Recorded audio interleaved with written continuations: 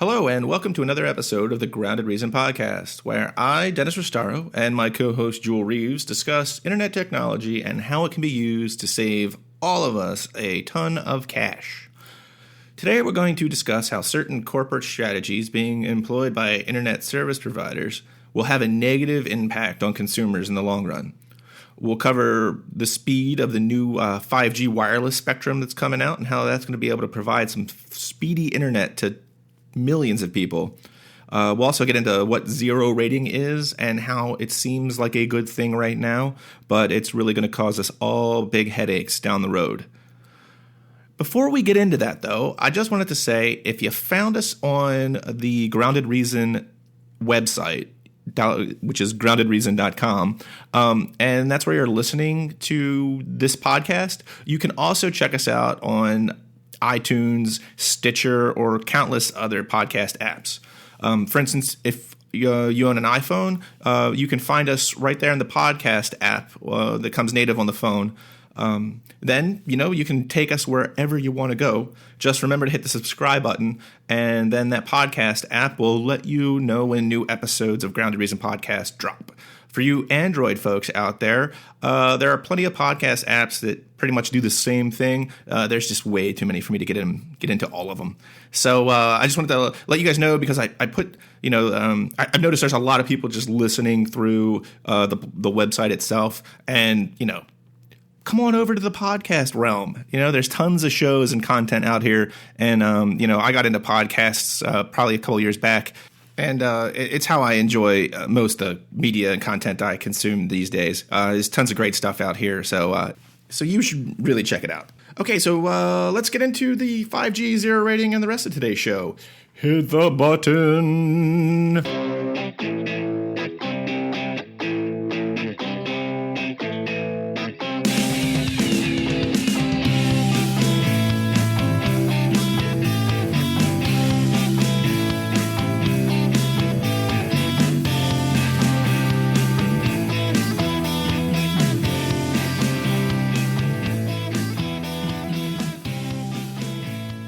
Hey, so today, guess what came?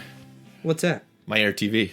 Oh, awesome. So I haven't plugged it in yet because my daughter was doing her homework when I got home, and I had a box. And I opened the box, and she was like, "What's in the box?" Not like 7 or anything. But she... What's in the box? Right, now tell me what's in the box. So I said it was an Air TV, and I was about to hook it up, but then she got very excited, and I was like, well, maybe I'll do it later because then, homework wouldn't have happened. Sure. So, but because people have been asking me already to do kind of a review on this thing. Yeah. So I'm trying to get it done. I want to get like 4 or 5 days of using it before I give my opinion on it. I'm excited about it because I won't have to hit input 1 anytime I want to flip over from my antenna to my Roku. It's amazing to me, so stepping back because I'm old, right? Mm-hmm. 30 years, so I'm 10 at that point. I remember having to get up because I was the remote. Oh, right. And then... Well, that's like I said, my grandfather would poke me with a stick. He was an innovator. Worked great, right? It was very effective. Change the channel, boy. Yeah, from his perspective. And I would turn the little knob that would pivot the gears that would rotate the antenna up on our roof. Yeah, we had a box. Rom. Yeah, we had a box that was bigger than any streaming device that you would see. It was probably I would say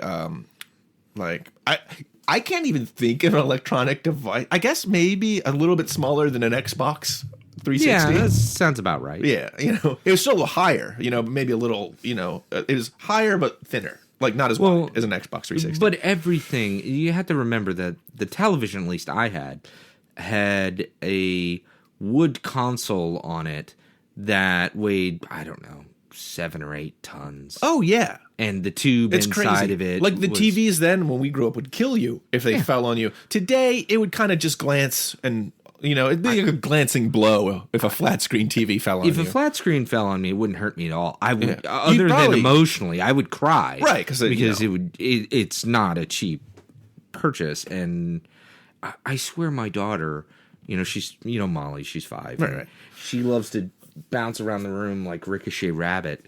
And I have to be like, please get away from the television. Yeah, Daddy's very sensitive about the television. Penny does that too, because Penny acts like it's like WWE in our living room, and she's like running all over the place. It's fine as long as there's a 5-foot barrier between you and the TV. Don't get near the TV. But I wanted to bring up the Air TV though, because I've been getting so many people are like, review it, let us know what you think, and I will very soon on the blog as soon as I get it done. I'm hoping to have it, family pending. I'm hoping to have it done sometime next week. So, but yeah, I've been looking forward to using it as much as you guys have been looking forward to hearing about it. So, coming soon. But today we wanted to talk about, with DirecTV Now coming out, and also the 5G wireless spectrum, which I'll get to in a bit, is heating up. And AT&T has decided to run a 5G test out in Austin. In Austin. Everybody's going to Austin these days for that stuff. It's a tech. Google went to Austin first too, I think. I would go to Austin too. Yeah. Austin's supposed to be awesome. Yeah. So a lot of tech pilots are happening down in Austin, Tejas. They so let's get to 5G first, because you have 4G cell phones. Well, 5G wireless technology is kind of really going to revolutionize how we kind of see internet access, because now you have to pay a company, the wire comes to your house, then you plug it into a router and you have internet access. This will allow you to the speeds will allow you to get a wireless base station, like you would have your wireless phone. It's a wireless base station that just sits in your house, and it acts as your router. That plugs into a router. Yeah, which is going to be fantastic. Oh yeah, definitely. And their speeds for 5G are more than a gigabit. Wow. So that right there is going to really revolutionize just access, and it'll add, while a lot of those players are already there, like your Verizons and your AT&T in the internet space, there are some cell carriers that are going to be able to enter the space. So hopefully some competition will be introduced. Is Not that a like lot. your T-Mobiles? Like T-Mobile. I think Sprint might be able to get in there a bit. It's not going to be a lot, but at least, anything at this point for competition. It doesn't, just again, from an economics perspective, it doesn't take a lot to move the price fairly significantly. Oh, no. Because you're talking about a commodity good, right? So you've got, bandwidth is bandwidth. If I have, X amount of bandwidth and I'm consuming from AT&T, it's exactly the same, as if I went and got the same amount of bandwidth from Verizon. Right. There's no differential in the quality. Yeah, I would say for the most part, customer service is going to be customer service. Yeah. That was our good point sound. Yeah. Okay, so we can actually edit that one out? Yeah, okay. So you were saying? So they're basically customer service is kind of customer service in this. Now, granted, I will say that there are some companies I find worse than others. Oh, yeah. But they're all generally the same level of bad. But really, my point is that, you inject another player, even if they're relatively small, into the market, it has the potential to move the price significantly. Oh, because you're talking about it's no different than a grain producer. Yeah, well, look at municipal internet going into a place. Exactly. Or Google. When Google comes to town, all of a sudden Comcast can magically lower their price to a reasonable, competitive 30-40%, and all of a sudden you're talking, oh, okay, that's not so bad, right? And even the threat of Google coming to town tends to drive prices down a bit. Yeah, so 5G is obviously a big deal for a variety of reasons. Yeah, Google's getting on top of it with wireless, because they're looking, because one of the technologies, because that's the thing is 5G just means generation. So you had your fourth generation and now 5G. Now there's standards that go around that, but the technology behind it, while there is a set of technologies they will use and codify as 5G, it's generally going to be around a level of a quality of service level they can deliver and a speed they can deliver once they decide on, the technologies that will be delivering those speeds, millimeter wave being one of them. Right. Yeah, and that'll be our 5G infrastructure. And when I'm saying 5G, I mean, the wireless spectrum, because you had, when your phone, like completely sucks and you look down and it's on your 3G. Right. Well, that's third generation wireless. The good stuff, the LTE is fourth generation wireless. Right. I mean, LTE is Verizon. Is that a Verizon? Is that I think that's a Verizon. Okay. Yeah. So 4G, LTE, whatever. And then, this next iteration, 5G wireless. Okay. I get it. Yeah. Yeah. So I just wanted to make sure. I know I might Yeah. have reiterated. I might have said that, but I just wanted to make sure that I wasn't. No, it's I'm sure our brilliant audience, Well, I get caught it, but, for me. I've got in trouble before on the blog, I'll just say something and then I'll read it and then I'll be like, that sounds a little too inside. And I just want to make sure that I'm explaining myself. No, you're good. So with 5G coming, and that's going to allow, just video is going, because that's really the problem right now with, while, unlimited data was nice when they had it, but I really don't think the 4G spectrum could support everybody streaming on 4G. So I understand why they started getting rid of those unlimited plans. Right. 5G, that's not going to be an issue. Like, we're going to be able to stream video to our heart's content on that 5G spectrum. That's crazy that it is that big. What did you say? The gigabits. I mean, it's going to be up. And the thing is, it's like they run tests where they're getting 10 gigabits easy. Yeah. I mean, it's really going to come down to laying out that how far the towers need to be away from one another. And I think that'll really, because, the further from the tower, the slower your speed's going to be. Sure. So, yeah, but I've read many tech papers that say no problem to get a gigabit to your house. That's nuts. And I would assume all the major metropolitan areas will fall within, I would think that it's going to be similar to how 4G spectrum is now. I mean, you can pretty much get, sure, you go into 3G every once in a while on your phone, but for the most part, I'm running on a 4G network. Yeah. With my carrier. Depends on the carrier.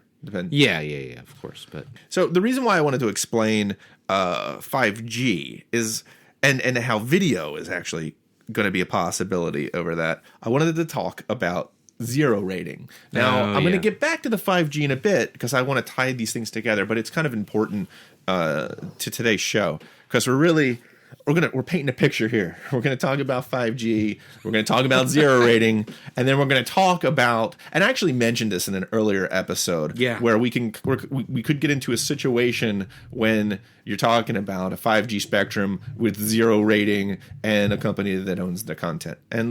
But first, let me explain what zero rating is. And it really kind of ties in with net neutrality. And we did a few episodes where net neutrality comes up.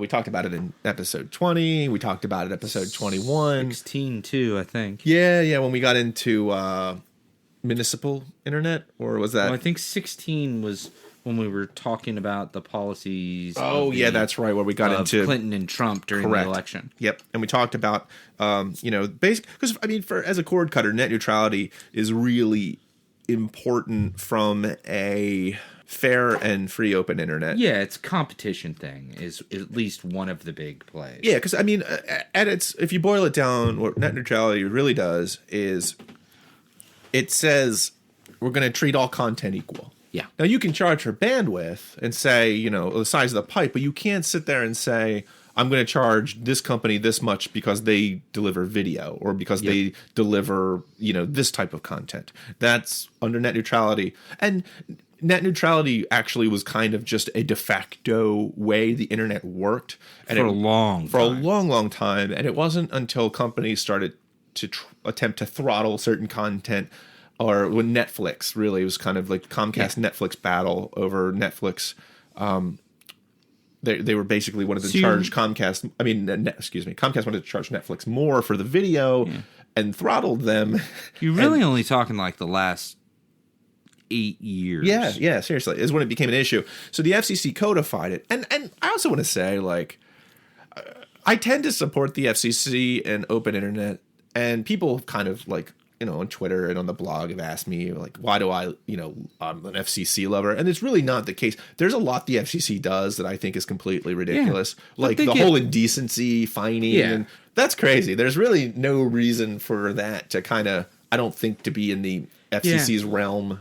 Yeah, and Powell, not Colin, but the son of Colin Powell, I forget his name, was really big into that and at the time. So, like, the FCC goes through phases, is how I would say it, where I tend to be more supportive and then less, right? Like, and it just peaks and valleys. Yeah, I mean, me, it's kind of just, it really comes down on issues. And when you're talking about regulating, when you're talking about regulating quote unquote decency, then I'm kind of that usually don't support that part of the FCC for the most part. And I'm not saying, we should be hog wild, but the FCC kind of went a little bit too far with you get fined for this word and that word and this and that. And there's a theme to the support you're talking about, right? Like, so the not supporting things like fines for quote unquote indecency is against censorship, exactly, right? And you get over to net neutrality and you start talking about in that I think it was episode 20. I got on my soapbox for like a couple minutes about like the big thing with like current net neutrality stance. Yeah, like Wheeler, right? The current commissioner Wheeler. The current stance is basically poised to check both government abuses or potential government abuses, correct, and potential corporate abuses. Exactly. Right? And to me, that's what you want. And that's important. Yeah. And anyone who really knows anything about technology supports it as well. I mean, there's a reason why internet is so expensive in this country, and it's because there's not a lot of competition. Right. And if you don't have something like net neutrality, the companies that are the gatekeepers to the internet are going to be able to do whatever they want. Well, because what gets scary about that, and there's different levels of scary, right? Yeah. Oh, there are. Yeah. So when I say scary here, we're not talking about like some sort of dystopian hellscape like Mad Max. No, because it's a profit motive. They want to make money. Right. But when in this case, it's just the ecosystem that is the internet that is interesting and has these really nasty pockets that nobody really likes, or some people like, but are not generally considered that great, and and then all of these wonderful pieces that we all use all the time. They just become blander, right? They become milquetoast, and they become milquetoast because you end up with a couple large hegemons that are basically the gatekeepers that then get to control the content that is distributed on the internet. Right. And that's when you don't want. So that's what net neutrality tries to avoid. Which I'm a fan of that. Well, yeah. For obvious reasons. Now, obviously, there are a lot of companies that aren't. And those companies are the ones the potential hegemons. Right, yeah. And I get it, right? Like, I like money. They like money, right? They have money. I don't have much money, but I get it. Yeah. And really, the basic idea is don't throttle content based on content and don't block based on content. Yeah, don't show, as a business-to-business transaction, don't show preference based on content. Right. And now there's this thing called zero rating, which a lot of people out there, Google is one, raised this issue, saying that zero rating needs to be in there as well. Because zero rating is kind of like almost the inverse. You're basically saying this certain content can pass for free on my pipe. Right. And therefore, you're kind of not in the spirit of net neutrality because you're disadvantaging all other content. Right. It's a relative game. Exactly. Right? Like if you said, okay, and the example for this is the DirecTV one, which is which we'll get to. Right. I got a really good analogy, I think, for this. Yeah, go for it. Let's pretend that roads are privatized. Okay? And companies own roads. Yep. All right. And Ford owns a ton of roads. Right. Now, Ford just says, okay, you know what? The Ford Fusion, or all Fords, you can drive those freely, no tolls, anyway. You never have to pay a toll on any of because if you're private roads, you're probably gonna have to pay to use them. Yeah. You don't have to pay to use any of the roads if you buy a Ford. Right. Well, then there's companies that don't own any roads that make cars. They're going to be at a disadvantage competitively because who's going to buy one of those cars? They'd probably go buy a Ford because you can drive a Ford for free on the road. The majority of all these roads. Right. Yeah. So, I mean, and that's kind of what... Yeah, it's exactly what it is. That's what zero ratings would be. It's like, I own this pipe. I also own this content. This content is free. So, if that content is, say, a bunch of, video, like something like DirecTV, and you're passing down on that line, then what are you going to buy? Well, and you're going to buy DirecTV if you have that carrier. Yeah. And the argument that I've heard from the business side is that, like, hey, this type of, not allowing us to do this type of thing is going to end up forcing us to become a utility, right? Like, where all we're doing is providing access to the internet, and we're going to have to spin off our content, to maximize the share value. Like, they'll have to split the two companies. And Correct, you see this a lot. You see this a lot in publicly, held companies where they end up releasing the other portion of the company, like the content in this case, and it will its stock value. It'll get a higher PE ratio. Price to earnings ratio, because it has higher pricing potential in the long run, whereas a utility, right, doesn't, right? And to that, I say, yeah, I want you to be a utility. I want you to provide access to the internet. That's all I want, right? Like, yeah, that's how, I mean, because to me, that's what it is. That's what it, because we live in the information age. Separate the two companies. I'm totally fine with that, right? It should be a wholly separate company. I'm not advocating for the government coming in and mandating that companies can't provide content if they provide access to the internet, but net neutrality and stopping zero rating, like, ends up pushing those companies in that direction. Yeah, and becomes then an inevitable. To kind of like clarify that the example with, because T-Mobile kind of did that, and this is the problem, is it sounds like a great idea when you're the customer, because say T-Mobile has their binge on program where they were giving free streaming video, right, for one of their service, and FCC is like, oh, this is good for customer, and I'm like, well, yeah, but what if you allow this practice to continue, right? And then becomes an arms race, right? Well, because the synergy right there is content and basically bandwidth. So if you can have whoever has the most of those two things is going to win out, and you're not going to have innovation. You're not going to have a company that's going to specialize in content because they're not going to be able to get in that game. No, not as long as you have a company that can give preferential treatment to its content, right? And it can provide internet access, then it will always have an unfair advantage. Right. And I gotta ask you. Sure. So, like, last week, we were all sorts of giggles, right? We were. And now we're all serious. We're very serious. Welcome to the Bipolar Podcast. Yeah, what the... because we were doing George Lucas impressions. Well, bad ones. I was. Right? I did terrible. I think I tried one. It just it didn't amount to much, right? Well, but like this week, I feel very like are we testifying? Yeah, it does. It does kind of feel serious. Good. Well, that's what happens when we talk about the FCC. It gets me a little riled up, because that's really my thing. Is not the FCC, but just open internet. It's like a big issue for me. It's up there. Just because I really do feel that the future of society, honestly, it kind of is banked on the ability to communicate with one another. So my dad and I were talking. This is a couple weeks ago. And, there's a lot of people these days that are kind of looking at, the general state of the world and saying, how can I pitch in? Things seem rocky out there. What could I do? And I was just saying, like, well, I don't know. I'm going to do more charitable work and, yada, yada.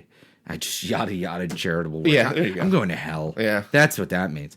But all of those good things that you should do. And then I was like, I think I'm going to talk a little bit about net neutrality because I think it's kind of a big deal. And got a handful of people who listen to us, and well, hopefully more than a handful, but so maybe they talk about it with some of their buddies. And he was like, why net neutrality? I was like, because it's the future of the internet, and the internet is arguably, I would say, in the top couple things, greatest things humanity's ever done. Yeah. Right. I mean, and really when it comes to a society, I'm looking at clean water is probably number one. It's pretty, yeah. And then, healthcare is up there. Yeah. And then Big deal. internet's not too far behind those two things. Once you have this, it's probably because you have your Maslow's, hierarchy of of needs. so shelter and everything. But when it gets to the it's I can't even call it a one at this point. But it's kind of getting there. The free exchange of ideas. This is what I Right. argued to him. Right. Is the free exchange of ideas is a multiplier for everything that is good and bad in the world. Right. Like period. Right. Like if you can pass around ideas about all the various topics, right, freely and easily, and you can get a lot of different types of ideas. Every field of study progresses faster. Yeah, it's true. Right? And so that's why the internet is so important to me personally, right? Like so, and that's why I think I get a little serious when FCC or when we talk about net neutrality. Right. In this case, we happen to be talking about the FCC. But if we were in Canada and we were talking about whatever their equivalent is of the FCC, Sorry out there, Canadians. Yeah, they don't teach us very well about Canada in schools here. I don't know. So we don't know. We don't know what it's called. You seem like lovely people, though. I love Canada. Yeah, I've never been. Oh, really? No, I've It's been. only up the road. Well, that's a hell of a road, man. We're in Maryland. That's a long trek.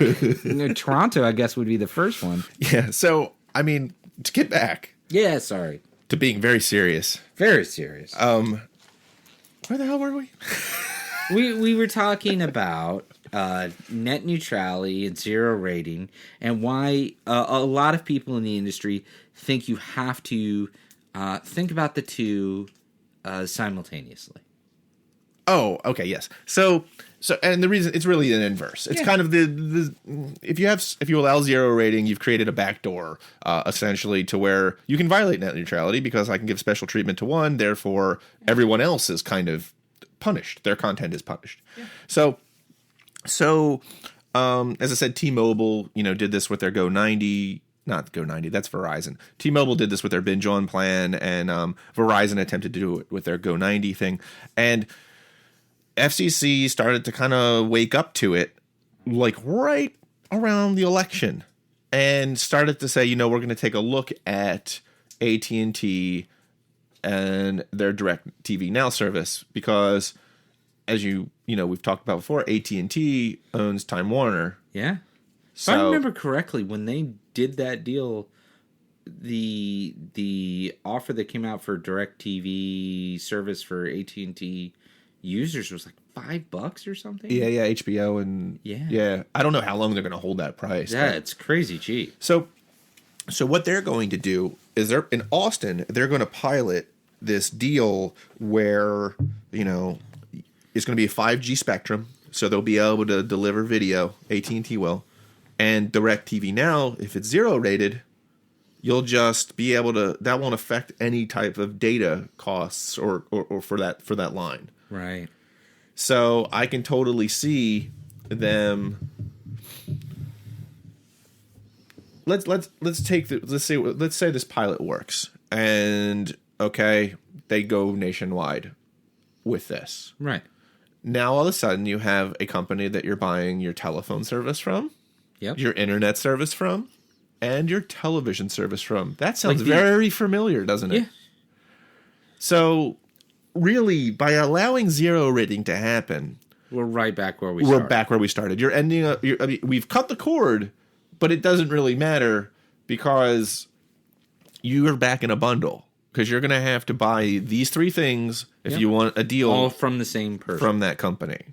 Yep. And the only way to kind of stop that from happening would be to treat zero rating under the net neutrality laws, so content providers and internet service providers will compete in that arena.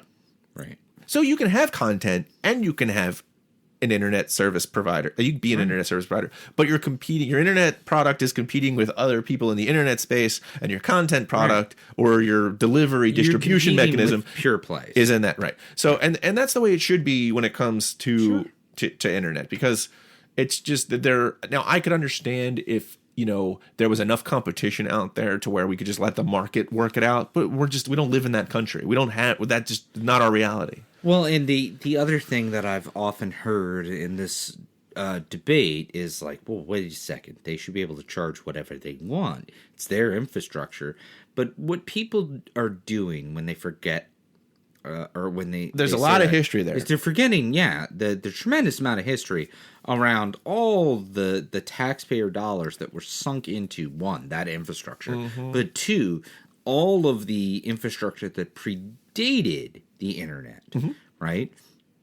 And all the sweetheart deals where you had, they owned a bunch of copper somewhere, and government's like, here, I mean, there's still a bucket of money. And you just lay it, right? And you can take all of it. To this day, there's a bucket of money if you're going to lay down some cable. And so like to me, it's a logical fallacy. This idea that like, oh, it's their infrastructure, they paid for it out of their hard-earned dollars. Well, some, but a lot of it is our tax dollars. For a while, AT&T pretty much had a monopoly on long distance, and that eventually, a lot of those rules and regulations that were in place translated into the internet rules when, they started delivering internet in the 90s. Yeah. So it's not very fair to use that. Well, they built it, they own it. It's just not the case. Yeah, I mean, like there's an argument there that the public had a lot to do with their success. Yeah, and that's exactly right. So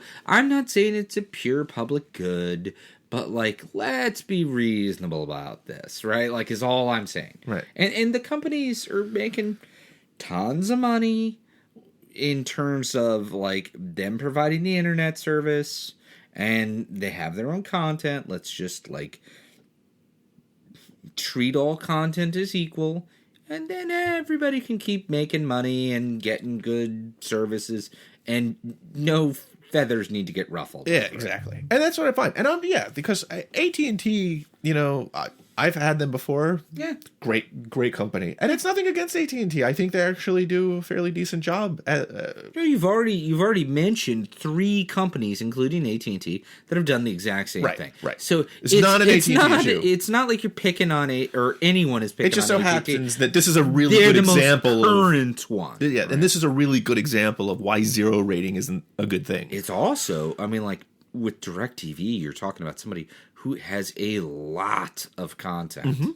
And because of that, it is really a potent, like, offering. Yeah, and, I mean, the tables will just flip at this point. Like, sure, you'll have stuff pulled away from Comcast, but who's there to pick up?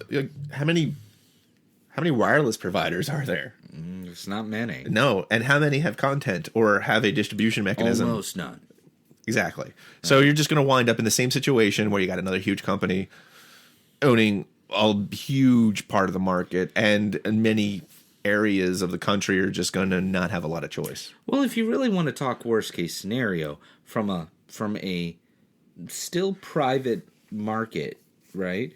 Like you go back to the Ma Bell days, right? Where Ma Bell provided you a phone, and it was fine. You could get whatever type of phone you wanted, whatever color you wanted, as long as it was black, and it was a rotary phone, and it was exactly the same model they provided every time. Right. I mean, they sat on the technology for the fax machine and etc. for like a decade, right?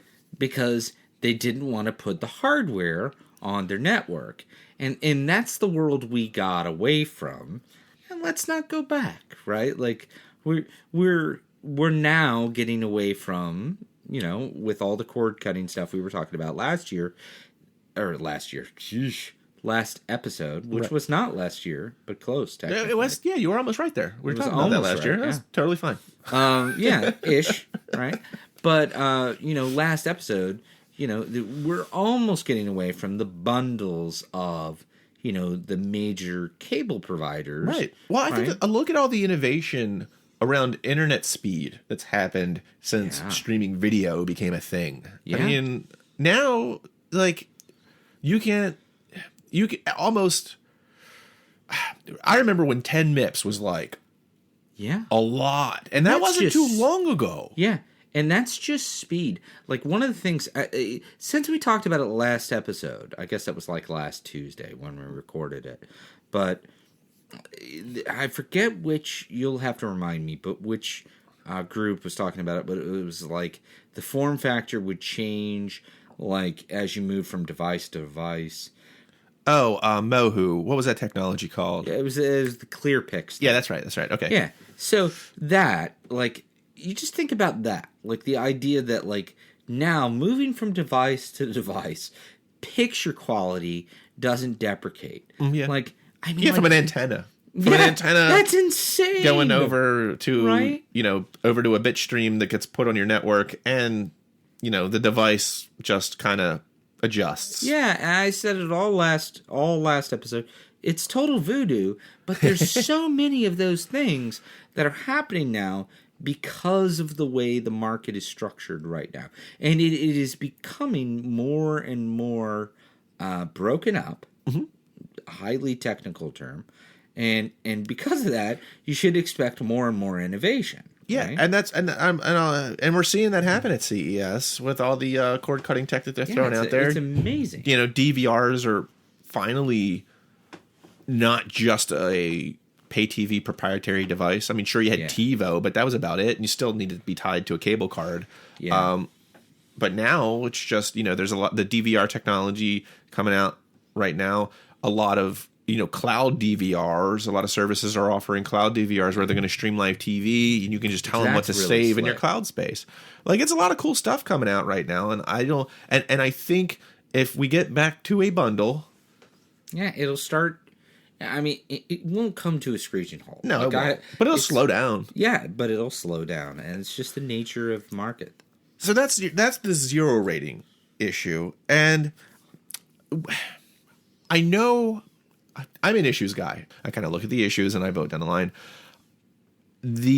So I know it's going to sound like I'm picking on the Republicans here, but I'll read AT&T's stance, because it was this is because zero rating was brought up, and AT&T really had it didn't matter to that. They're saying that, so what?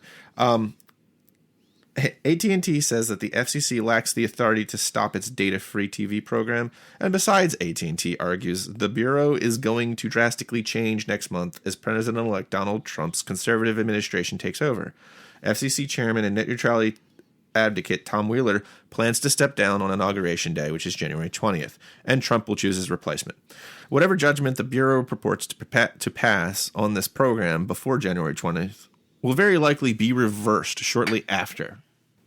AT&T wrote that. I can link that. What bums me out about it, and I know, like, there are hot button, very divisive issues that split largely along party lines, right? Without getting into what they are, we all know what they are, right? Right. I've never thought of net neutrality as one, right? Because I didn't, because it's more of like a speech where you kind of fits into like your, basic, I would think basic American right. Yeah. Yeah. I mean, like, and that had been kind of commonly accepted because net neutrality principles were upheld during the Bush administration. Yeah. Well, I think in this time of partisanship, it's almost kind of like sides almost get arbitrarily picked at points. Yeah. Where it's just like things that weren't an issue are all of a sudden an issue, right? Just for politics' sake. Well, and that's what bums me out is hey, they said that, well, we'll say the opposite.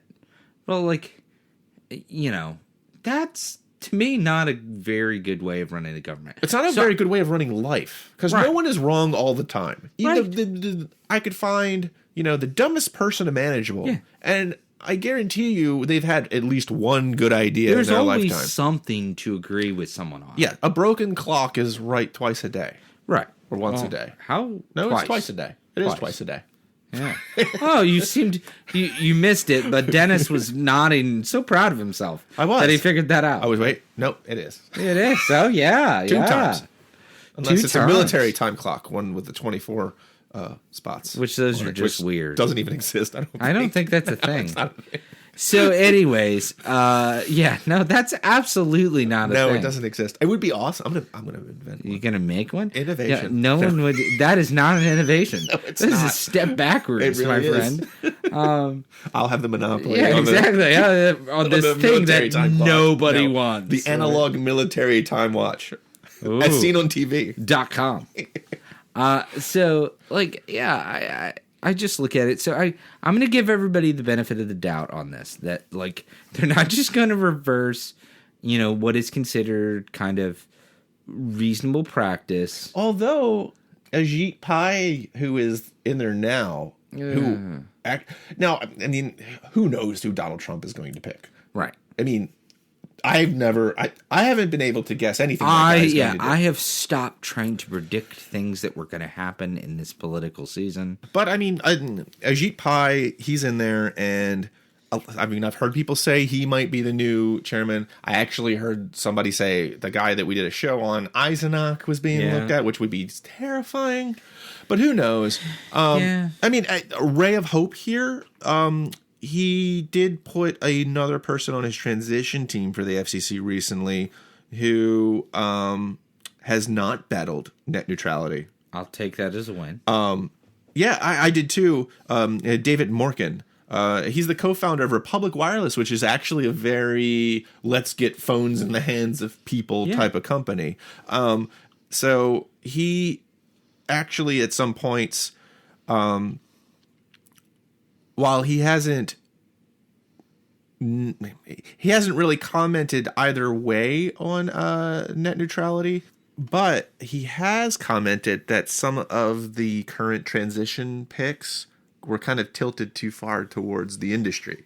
Sure. So that's a good sign. Yeah. So who knows what's going to happen there, but it does worry me so far since... Eisenach is in the transition, then Ajit Pai. Ajit Pai is basically dancing a jig right now, ready to overturn net neutrality. There's pictures of him smiling and having holding up a book of how to overturn net neutrality. It's ridiculous. He is pretty much, I don't even know if this guy is even going to look at the comments section on the FCC. Policy, because he is just raring to overturn this during thing. the rulemaking process, they don't have to. Well, no, it's written that they do. It's written. Well, public interest is actually written as part of the FCC's rulemaking process. Oh yeah, because they're a commission. They're not an agency. Exactly. Well, because that's the thing is, Pai was appointed by Obama because he has to appoint a Republican. It's the parties need to be represented evenly. It's 3-3 or something. It's 2 and 2, and then the commissioner is usually picked by the administration. Okay. But that's the thing is they don't. It's tradition for Wheeler to step down, and I'm sure he will, but he doesn't have to. We'll see, but it does look kind of frightening when it comes to net neutrality as a whole. Coming up and I will sound the alarms as soon as anything happens, because you can go out on the site and comment on the FCC site once they. Basically, they put something on their docket and they open up for comments. And when I say comment, it's not like you're going to a website and writing a comment. It's a actual. It's on the record. It's the standard rulemaking process that's used by the federal government. And that's how they judge public concern over a particular state. But also, any rule they make has to be in the public interest, and the comments that are submitted and filed are a way to judge that. Right. So once they make any movement either way, Joel and I will definitely let you know, and I will probably link the comment and the docket so you guys can go out there and say, please comment. Right. And then we can march on over to Amazon and Tableau and tell them to get rid of that stick thing. And the now thing. Just no one's saying now anymore. I gotta tell you how excited I am. I forget the person's name, but someone on the blog commented about everything we were saying about like the marketers with their stick and their now and and I was like, Christopher. Yeah, his name was Christopher. Made my day, Christopher. Yeah, he that did too, because it's like it was funny because I listened to our episode just to see how I can improve. I'm trying to slow down when I talk because I realize I do talk kind of fast. I'm trying sometimes. to speed up when I talk because apparently I was kicked by a mule in the head when I was a child. But we have been going off on these marketers lately about it's the industry, really. It really is a symbol of the industry because it's all telecom and TV and not TV creatives but TV distributors and not always known for their marketing pizzazz. Yeah, in a monopoly you don't have to market that much. No. Again, Ma Bell for I don't know 40, 50 years had the exact same phone, right, for everyone. Right? Like, so you don't need product differentiation. You don't need slogans. You don't need, here's your phone. Give me my money. That's what it was. Yeah. Right? It's crazy. You would just go get the AT&T phone. It's the same phone. And then, then thank God Sports Illustrated came out with the football phone. There you go. No. That's what changed the world. It did. That's where phone innovation started. That's where it started. So we are now an army of 3 against the marketers. It's Dennis, Joel, and Christopher. Yeah, way to go. All right, I think we've gotten silly. We've went from we had a serious stoic FCC, to silly, stoic, and now we're yucking it up. So play that music. Okay, there it is. I'm Dennis Restaro. And this is Joel Reeves. We'll see you next week. All right, take care. I'm getting rid of that take care. I'm cutting it. Every time. Thanks for listening, everyone. If you want to contact the show, you can follow us on Twitter, handles @Grounded Reason. You can send us an email, and that is podcast@groundedreason.com. Or you can check out our Facebook page. All the links are in the show notes. If you have any general questions or comments about the show, please let us know. Also, if you haven't subscribed to the podcast on iTunes, go ahead and hit that button. It's free, and it helps us out because we go higher in the rankings and iTunes lists. More people see the show, and then everyone's happy because then we'll make more episodes. Another way to support the show is if you're digging the show, leave us a 5-star review in iTunes. Lets other people know that this is worth checking out. See you next time, everybody.